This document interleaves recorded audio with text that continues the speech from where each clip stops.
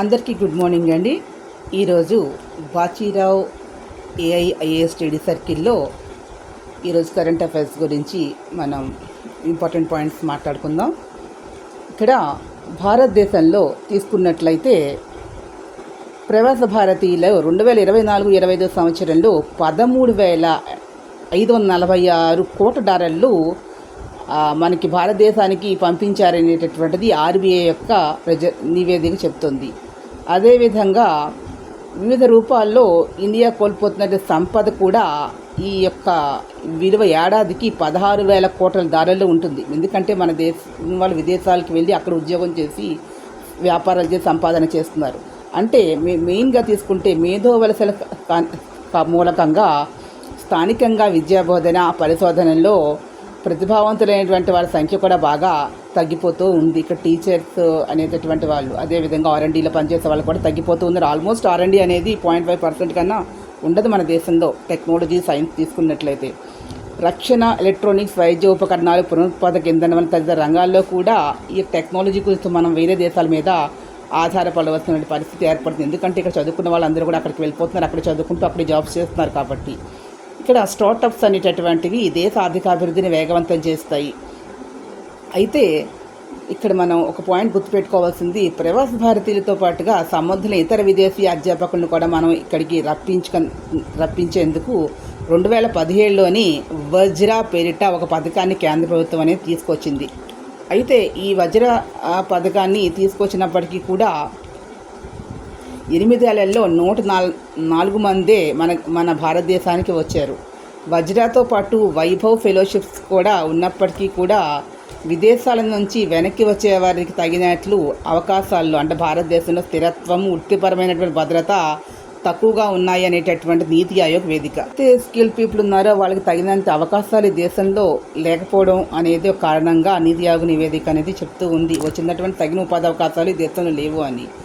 America 2018లో తర్వాత 356 స్టార్టప్లని యూనికార్న్లుగా చేసింది. అంటే 100 కోట్లతో యూనికార్న్గా మారుతుంది స్టార్టప్స్ అనేవి. వాటిలో 72 సంస్థలు భారతీయ వలసదారులే స్థాపించారు అనేటటువంటిది. అంటే 19,500 కోట్ల డాలర్ల విలువైన ఈ కంపెనీలు 55,000 మందికి ఉద్యోగాలు కల్పిస్తూ ఉన్నాయి. గూగుల్, మైక్రోసాఫ్ట్, ఛానల్ ఇవన్నీ కూడా బహుళజాతి సంస్థలన్నీ కూడా భారతీయులు దాని CEOsగా ఉన్నారు.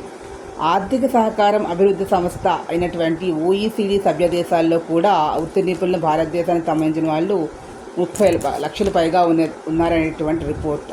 సో కాబట్టి ఇక్కడ ఈ దేశంలో ఉన్నటువంటి వారికి సమర్థమైనటువంటి ఉపాధి అవకాశాలు దేశంలోనే కల్పించినట్లయితే మన ఇక్కడ దేశం అనేది అభివృద్ధి చెందుతుంది అనేటటువంటిది మనకి క్లియర్గా అర్థమవుతూ ఉంది. ఇంకా భారత అమెరికాకు సంబంధించినటువంటి విషయాల్లో ఇరు దేశాల మధ్యన వాణిజ్య ఒప్పందాలు కనుక ముందరికి వెళ్ళినట్లయితే దీని పరిణామం ఎలా ఉంటుంది, వీటి మీద ప్రభావం చూపిస్తుంది అంటే స్టాక్ మార్కెట్స్ అనేవి వేగం పుంజుకోవడం అనేది, రూపాయి విలువ పెరగడం, ఇవన్నీ కూడా ఒప్పందం అనేది పాజిటివ్గా ఉంది అనేది ఒక సంకేతాలుగా గుర్తుపెట్టుకోవాల్సినటువంటి అవసరం అనేది ఉంది. పాయింట్ గుర్తుపెట్టుకోవాల్సింది ఏంటంటే ఐరోపా సమక్ష EU, జపాన్ల మీద ఎగుమతుల మీద విధించే పన్ను 15% అయితే భారతదేశం మీద అమెరికా విధించేది 16-18% వరకు సుంకం ఉంటుంది. ఇదే వియత్నాం మీద 20% ఉంటుంది, గుర్తుపెట్టుకోండి. అయితే ప్రస్తుతం 50% టారిఫ్తో భారీ ఇబ్బంది పడుతున్నది. 16-18% తగ్గితే అనేది కొంత ఊరటగా మనం ఇక్కడ అండర్స్టాండ్ చేసుకోవాల్సినటువంటి అవసరం ఉంది. అమెరికాకు భారత్ ఎగుమతులు ప్రధానంగా రొయ్యలు, నగలు, వ్యవసాయ యంత్రాల మీద 3% ఉన్న సుంకాలు 50-60% అనేది పెరిగింది. కార్మికులను ఎక్కువగా ఉపయోగించేటటువంటి పరిశ్రమలకు అమెరికా ఆర్డర్లు 60-80% వరకు పెరిగాయి. అగ్రరాజ్యానికి ఇండియా చేసే ఎగుమతుల విలువ 9,100 కోట్ల డాలర్లు అని గుర్తుపెట్టుకోండి. 9,100 కోట్లలో ఈ సుంకాల వల్ల 6,000 కోట్ల డాలర్ల ఎగుమతిపై ప్రతికూల ప్రభావం అనేది పడుతుంది అనేది కూడా పాయింట్ గుర్తుపెట్టుకోండి. ఇండియా యొక్క అంతర్జాతీయ వాణిజ్యం అనేది మనకి చైనాతో పోల్చుకున్నట్లయితే అమెరికాతో చాలా నామాత్రంగా ఉన్నట్లుగానే ఇక్కడ మన రిపోర్ట్ ఆధారంగా తెలుస్తూ ఉంది. భారత్ కేవలం 44,200 కోట్ల డాలర్ల ఎగుమతులు మాత్రమే చేసిందనేది ఇక్కడ పాయింట్. అంటే 80% ప్రపంచ వాణిజ్యము ఈ యొక్క స్వేచ్ఛా వాణిజ్య ఒప్పందం FTAల ద్వారా జరుగుతోంది అనేటటువంటిది కూడా గుర్తుపెట్టుకోవాల్సినటువంటి అవసరం ఉన్నది. అదే కాకుండా ఇక్కడ అంతర్జాతీయ వాణిజ్యాన్ని మెరుగుపరుచుకోవడానికి భారతదేశానికి సంబంధించినటువంటిది చేయవలసిన సూచనలు, ఏం చేయవలసిన అవసరం ఉంది అనేది తీసుకుంటే, పారిశ్రామిక ఉత్పత్తి సాధనాలపైన మనకి సుంకాలు తగ్గించుకొని విదేశీ పరిశ్రమలకి మనం భూమి, నీరు, విద్యుత్తును అందించి పారిశ్రామిక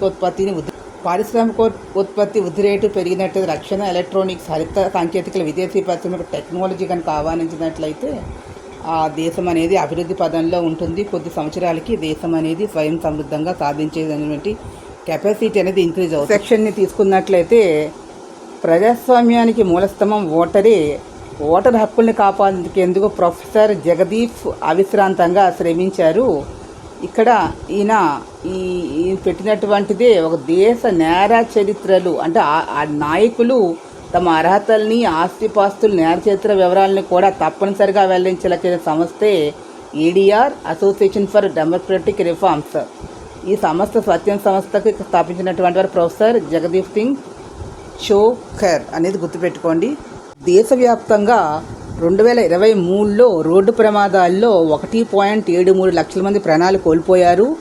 అదే వీరిలో 79,000 మంది ద్విచక్ర వాహనదారులు, అంటే బైకులు, స్కూటర్ల వంటి వాటిని వాడుతూ రోడ్ల మీద హెల్మెట్ ధరించకుండా తిరిగినటువంటి వారు. ప్రమాదాలు ఎక్కువ జరుగుతున్నాయనేది తర్వాతి స్థానంలో బాటసారులు నడిచేటటువంటి 27,000 మంది నిలుస్తూ ఉన్నారు. 2023లో మొత్తం రోడ్డు ప్రమాద మృతుల పరంగా వాహనాల వాటాలు కనుక తీసుకున్నట్లయితే మన డిసెండింగ్ ఆర్డర్లో ఇస్తారు. ఏ ఆధారంగా అంటే ఎన్సీఆర్బీ నివేదిక ఆధారంగా క్వశ్చన్ ఫ్రేమ్ చేసినట్లయితే ద్విచక్ర వాహనాలు 45.8%, కార్లు, జీపులు 14.3%, లారీలు, ట్రక్కులు 8%, ఇతర మోటారు వాహనాలు 4.9గా ఉంది అసెండింగ్ ఆర్డర్ని.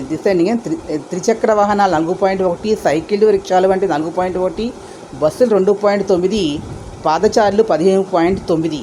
అంటే అతి తక్కువగా బస్సులు 2.9 తీసుకుంటే అత్యధికంగా ద్విచక్ర వాహనాలు 45.8%గా ఉన్నాయి.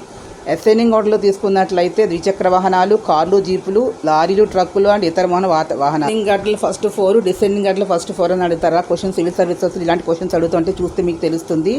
దీంట్లో మనం తీసుకున్నట్లే బస్సులు 2.9 గాను, సైకిళ్ళు, రిక్షాలు, ద్విచక్ర 4.1 ఈక్వల్గానే ఉన్నాయి. ఇతర మోటార్లు 4.9 అండ్ లారీ, ట్రక్ 4 కింద నుంచి పైకి తీసుకున్నట్టు పోతుంది. ఇది గుర్తుపెట్టి ఈ పర్సంటేజ్ ఆధారంగా గుర్తుపెట్టుకోండి. ఇది డిసెండింగ్ ఆర్డర్లో ఎలాగైనా ఫ్రేమ్ చేయొచ్చును. హైయెస్ట్గా తీసుకుంటే ద్విచక్ర వాహనాలను గుర్తుపెట్టుకుంటే, అతి తక్కువగా తీసుకుంటే బస్సులు అనేటటువంటిది పాదచారులు 15.9. దీనికి కారణం ఏమిటని క్వశ్చన్ ఫ్రేమ్ చేస్తే ద్విచక్ర వాహనదారులు అనేటువంటి వాళ్ళు ఎక్కువగా హెల్మెట్ లేకుండా వెళ్ళడం, చాలామందికి లైసెన్స్ లేకుండా బిలో 18 years వాళ్ళు కూడా వాహనాలు నడపడం చేతకాని వాళ్ళు చాలామంది కూడా వాహనాలు డ్రైవ్ చేయడం అనేటటువంటిది ఒకటి కారణంగా మనం చెప్పుకోవచ్చు.